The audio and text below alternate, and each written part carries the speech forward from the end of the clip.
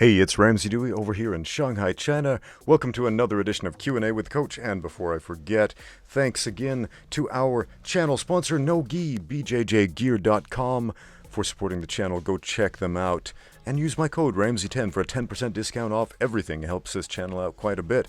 Today we have a question from an anonymous viewer who says, "Hey Ramsey, I have a list of things that I would like you to say out loud in your awesome voice." Well, let's take a look at this list. Let's dive right into it. Flawless victory. Yellow. How much wood could a woodchuck chuck if a woodchuck could chuck wood? Finish him. It's Ninja Turtle time. Ooh. Stop right there, criminal scum. You violated the law. Test your might. Get over here. I'm Batman. Wow. Batman seriously looks stupid with facial hair. I mean, think about that. If you were a criminal in Gotham City and you saw this and heard this voice, "I'm Batman. I am the Knight." How could you take that seriously with this scruff on my face? I mean, ordinarily, beards look pretty cool, but not with a Batman mask on. They just kind of look stupid. Just saying. Dang. No wonder Batman shaves. He looks ridiculous with a beard. Our next question comes from our friend Anonymous 1783, who says, "My question for you is, what martial arts do you recommend a strong man?"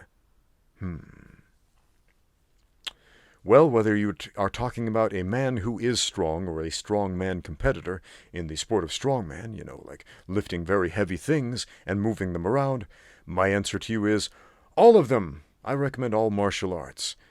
Get out there, train, try them out, see what you like, see which ones are consistent with your personal goals, with your expectations, and which one jives with you as being the most fun. Because if it isn't fun, you're not going to keep up with it. Next. Our next question comes from Swordless Samurai, who says, "When is it justified to fight?" When is it justified to fight? I'll tell you when. When the referee says, "Fight!" And that's it. Next question. Our next question comes from IAM10SA147, who says, "How hard is it to knock someone out? With a punch, I mean." Okay. Any able-bodied man is able to use correct body mechanics with sufficient training to throw a punch with enough power to knock someone out. That's not the hard part. That's the easy part. Developing punching power is easy. Knockout power is often romanticized if we listen to UFC commentators when they say things like, "He's got knockout power in both hands." If you're an able-bodied person, you also have knockout power in both hands. You have the capacity to use correct body mechanics to knock people out. Now that, again, it's not the hard part. The hard part is putting yourself in position when the other guy's fighting back.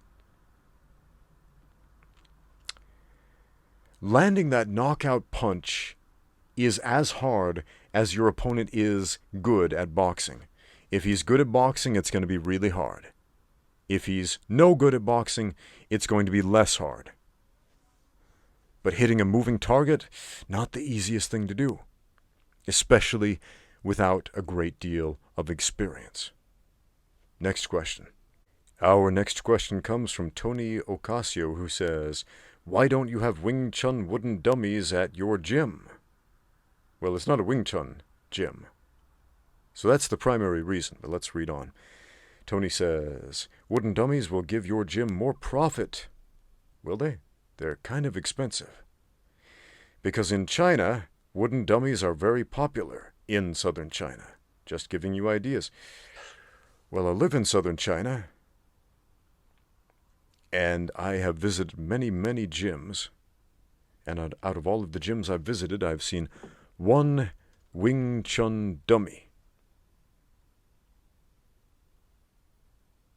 So yeah, there's that. So, number one reason why our gym isn't filled with Wing Chun dummies, it's not a Wing Chun gym, it's a mixed martial arts gym. Two, I don't even know how to use one of those dang things. I don't know what it's for. And three, they're super expensive. They're very expensive to buy. And they would take up a bunch of floor space that I don't have in my gym. Space is a commodity, especially mat space. For the sports that I teach, mixed martial arts, Muay Thai, Brazilian Jiu-Jitsu, catch wrestling, mat space is at a premium, especially in the city of Shanghai, where you pay per square meter per month. It can get pretty pricey. So if you have a piece of equipment in your gym that is not regularly being used and is not instantly beneficial to your fighters, it's junk training. A Wing Chun dummy, where does that belong? Probably in a Wing Chun school. And that's why. Next question.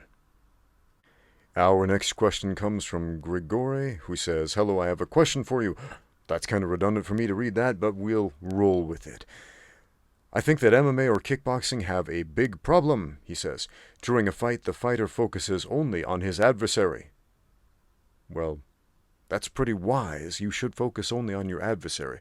Because if you're focused on something else, like if you're staring at the ring girls, you're probably going to get knocked out. So you really should focus on your adversary. I don't see that as a problem. But let's see what Grigor goes on to say. As in, on one fighter. On the streets. Oh, for the streets. It's another one of those questions. For the streets. Man, I'm going to have to start a whole new YouTube channel. Just call it For the Streets. Just to field these types of questions so we can get back to actual combat sports. Which is what I love to do. Man, I'm a professional mixed martial arts coach. Why are we talking about the streets all the time? Anyway, I digress. Let's see where we're going with this. On the streets, if there are multiple attackers that attack from all sides, can you use MMA or kickboxing, developed awareness to fight multiple enemies? A lot of people say that traditional martial arts develop awareness, and MMA or kickboxing does not. Thank you for your kind answer. All right, Grigori. Okay, I've heard a bunch of people on the internet have a bunch of arguments about topics like this. Well, MMA and kickboxing and combat sports prepare you to fight one guy, but our Krav Makido style prepares you to fight multiple opponents with weapons who are bigger than you when you're on fire and tied up with chains, hung above a pit of sharks. In this absolute ridiculous worst-case scenario, our style will prepare you for that. And here's what I have to say about that. If your style cannot prepare you to fight even one person, how the heck is it supposed to train you to fight multiple people with weapons who are bigger than you, who jump you by surprise? That doesn't add up to me. Now, as far as comparing traditional and mixed martial arts, okay. Do traditional martial arts, generally speaking, prepare you more? Do they give you this spider sense? Do they increase your awareness of what you should do if you're fighting multiple opponents? Look, the only way to get that type of skill set is to practice that type of skill set. If you are not regularly sparring against multiple opponents, then you won't be prepared to fight multiple opponents. And the overwhelming majority of traditional martial artists are hobbyists, many of whom never spar at all, and have no interest in doing so. And that's totally fine if they're honest about that and what they're doing. I've said this so many times on this channel, so many dang times. Watch my videos, guys. Watch the videos. And stop asking me the same damn question over and over and over and over and over and over again for the streets. Can we talk about martial arts technique? Can we talk about how to win cage fights? Because that's what I'm good at, guys. That's my specialty, coaching fighters to win fights. That's what I do for a living. That's how I pay my bills, right? YouTube is a hobby for me. YouTube is fun for me. But these same questions over and over and over and over about the streets. I don't know why so many people are so fascinated by the streets. Man, I did some YouTube searches today just to see what topics were available on YouTube in certain martial arts fields. And I noticed right away the one thing they got the most views by far were videos about the streets. Generally bullshido videos promising people 5 unstoppable street fighting techniques to beat anyone. You know, giving people these so-called easy answers, these cheat codes to street fights. And who's watching those? Scared little nerds who are afraid to go to school because the bullies are going to pick on them. Kids who lack confidence, kids who lack athletic attributes, and they lack the work ethic to get out there and train, so they look for an easy answer. Kids who are sitting at home alone with their phone, looking for an answer on YouTube, looking for something entertaining. And what do they see? They see some guru on the internet promising them the moon. If you watch this video, you will be unstoppable. And that bully, twice your size at school, won't be able to beat you up anymore, won't be able to steal your lunch money anymore, if you just do my special technique. Hiya!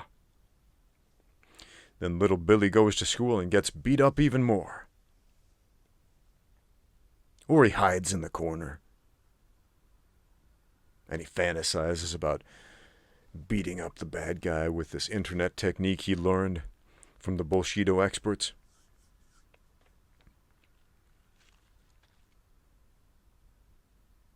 Multiple opponents. Man, we did some multiple opponent sparring the other day. I was teaching a boxing class, and I did a drill that one of my old boxing coaches did with me many times, which was multiple opponent boxing. If you want to get your footwork on point, if you want to learn how to move really well, get 2 guys in the boxing ring with you. So a total of 3 men in the boxing ring. And have the 2 guys try to land punches on you, and you got to move. If you don't want to get hit, you got to move, move, move, move. If you're standing still in that situation, you're dead. You got to cut the angles constantly. You got to bob and weave and move and duck and move so much.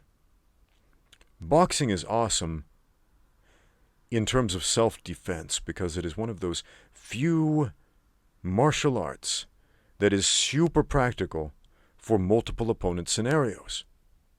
If you practice moving like that. If you're just standing still with this let's trade punches mentality, you're going to die.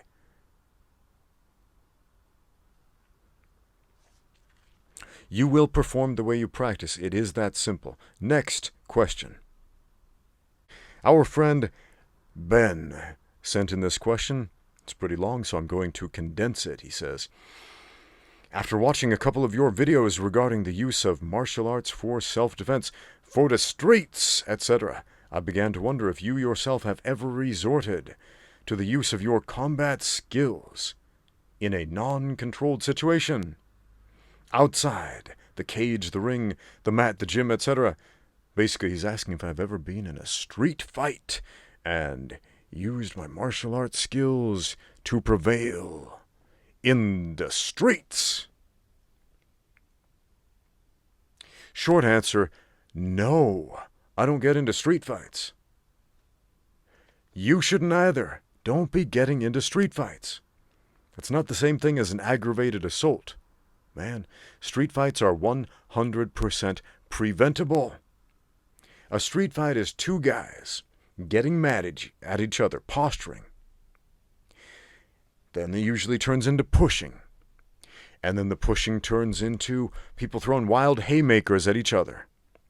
And those wild haymakers often turn into schoolyard bully headlocks, and then they tumble on the ground, and they hope against hope that their friends will pull them apart and stop the fight because they gassed out somewhere around the haymaker phase of that fight. And that's if all things go well. And then sometimes one of those haymakers lands, or they throw a wild kick, or they pull out a weapon, and somebody gets seriously hurt. Those are 100% preventable. Don't do that. If you're getting into a lot of street fights, it's your fault. It's your fault. An aggravated assault is a different thing. That's something that happens completely independent of your involvement. If some bad guy you don't even know jumps out of the shadow and attacks you for no reason whatsoever, that's a different situation. That's a very rare situation. Most fights that happen on the streets don't need to happen at all. There's no reason for it. You should not be getting into fights over hurt feelings. I field so many questions about the streets. And this is not a channel about the streets. It's not a channel about self-defense. The self-defense industry is stupid. I'm going to put that out there. It's one of the dumbest things ever. It is a bunch of fear-mongering idiots who don't even know how to fight, trying to sell you this idea that you need them. You need them, or else the bad guys are going to get you. And that's a load of crap. It is a load of crap. As a young man, as a child, I should say, as a child, I got into fights at school. I got beaten up by some bullies at school. Man, at age 18, I got into a few scraps with a couple of my college roommates. We had some issues. We butted heads. And that was the last time I had what you could consider a street fight. Because I wised up. And I realized those were 100% avoidable. You don't have to butt heads with people. You don't have to be a jerk to people. You don't have to resort to physical violence to solve social problems.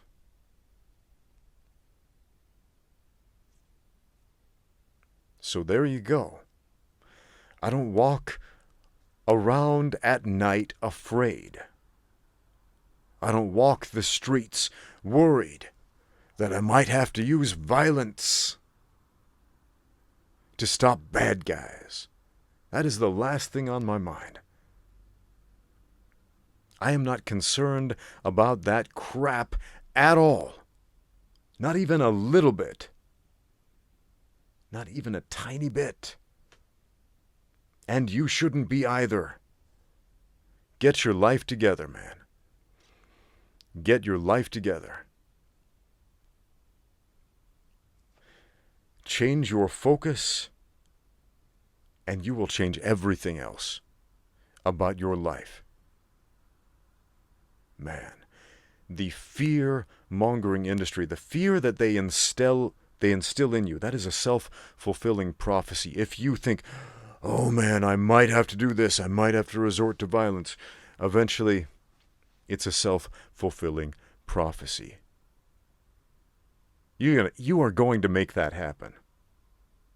If that is the predominant thing on your mind, you are going to make that happen. What you fear most will happen to you. Specifically because you fear it the most. Next question. Our next question. Ramsey, what belt are you in BJJ? Another one of these. Guys, I'm not a belt. I made a whole video about this title. I am not a belt. And I showed you this belt because a lot of people ask me, What color is that? I can't even tell. And it's a very, very old blue belt that was falling apart, but I got a new one yesterday. Woohoo! And belt promotion ceremonies are kind of funny because you have the coach, he stands up there, this dude from Brazil with an accent, telling you, all right, guys, giving you this speech about how belts don't really matter, how the color of the belt isn't what's important, it's what you put into the experience, it's what you get out of the experience.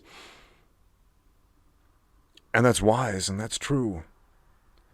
And it is strange how if you have a different belt, if you got a purple belt instead of a blue belt, people are like, oh, well, you must be instantly better at Jiu-Jitsu.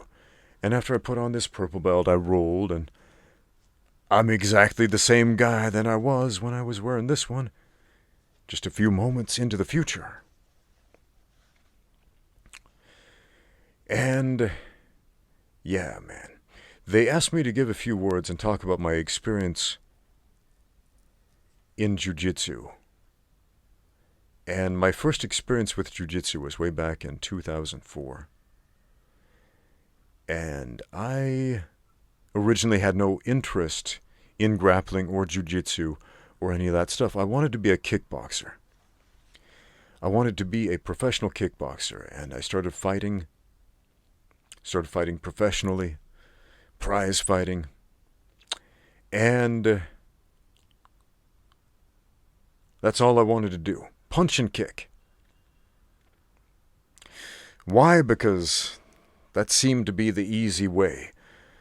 That seemed to be easier, quite frankly. If I invest all my time and attention into striking, I'm going to get good at that. And trying to master all these other skill sets, that's just too much. It's too much. Besides, grappling is weird and icky, and you got to touch people. Ew. And there came a time where kickboxing matches started becoming difficult to find. It wasn't so popular. I mean, it was never really that popular in the United States. And the fights that were available were MMA fights, and I started doing cage fights, and I learned very quickly you need to learn how to grapple. There's no other way. If you want to be a complete fighter, and not just stick your fingers in your ears and live in la-la land and think, well, I can be a complete fighter by just ignoring this huge aspect of what fighting is. Grappling. Man, that's a lie.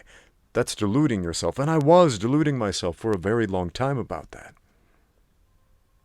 And I struggled with it. Man, I struggled with MMA for a while. And, man, I had some great friends near and dear to my heart. Mark Brewer, Shane Brenner.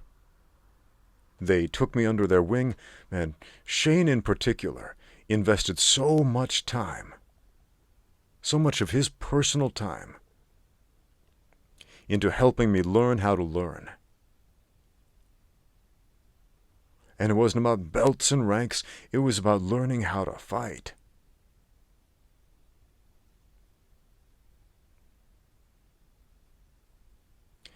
And if you guys have learned anything positive from this channel, from me as a coach, as an example, whatever, right? It's largely because of that man. If you've learned anything negative, that's all on me, man. But Shane, man, the salt of the earth right there. Mark Brewer, salt of the earth right there. Those guys gave me that introduction to Jiu-Jitsu. Not just that introduction, that thirst to learn more, to master it, to make it a lifelong pursuit. And when I came to China 12 years ago, man, the options for Jiu-Jitsu were very limited. I mean, here in Shanghai, there were literally a couple of guys. In Beijing, there were a couple of guys. In Xi'an, there were a couple of guys, and not much else anywhere. And I opened up my own MMA gym in the Minhang district. That's way out west in Shanghai. And Trying to convince people to come was like pulling teeth, man. So I was giving this speech to the folks at my gym. I'm looking out at all their faces, all these Chinese faces, these beautiful Chinese faces, my friends, my students, my training partners, looking at me and smiling as I'm speaking to them about this story. And I remembered we took a picture the other week. Maybe I'll put it up on the screen. And there were like 30 of us after class posing for a class picture. And now it's not uncommon at this relatively small gym out in the west in Minhang, where most people over in the city center are like, oh, that's too far, I'll never go there. It's normal to have 20, 30 people show up to a jiu-jitsu class on any given night. And 12 years ago, it was like pulling teeth to try to get people to come to just try it out. And so many questions. Well, why? Why would you do that? Why? What's that for? What's jiu-jitsu for? I don't see a need. Meh. No thank you. And it's been a long journey, an arduous journey. And I'm not concerned about belt ranks. If I was, man, I would have been chasing belts this whole time. Instead, I've been chasing excellence. I've been chasing the goal of helping fighters to win fights. That's always been my goal as a coach. Help my fighters win fights. Do everything that I can to assist in that process of giving them the best possible chance they have at success in their sport. And Brazilian Jiu-Jitsu is part of that, and it's weird. Belts are weird. It's this weird hierarchy system that people look at superficially, and they think, well, you have this belt, so you must be good. Oh, you just have that belt, so you must not be good. Or a certain rank instantly gets respect from certain people. Or a certain other rank does not. Or a tattered, ratted up blue belt that's falling apart confuses people because they don't know what color it is. They don't know which box to put you in.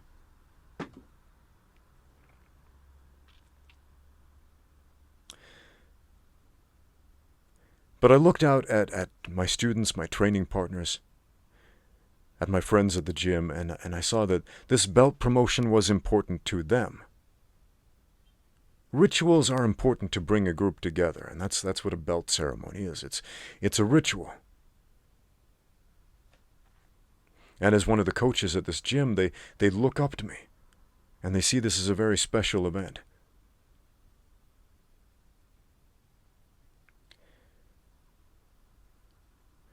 And what did I say to them? I said, thank you to all of you. Because this is because of you. Because without you, I don't have training partners. Without you spending that little bit of extra time after class, even just 10 minutes of extra rolling or drilling or sparring or figuring out a technique, we don't figure it out.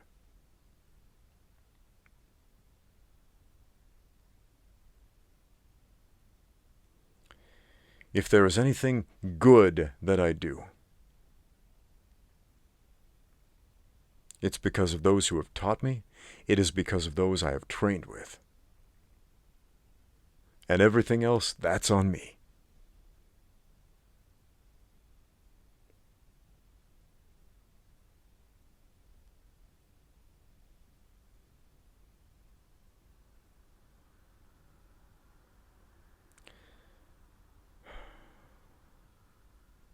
Let's not get lost in pursuit of stripes and belts and colors and ranks and honors. In our pursuit of getting out there and training. Speaking of which, thank you for watching. Now get out there and train.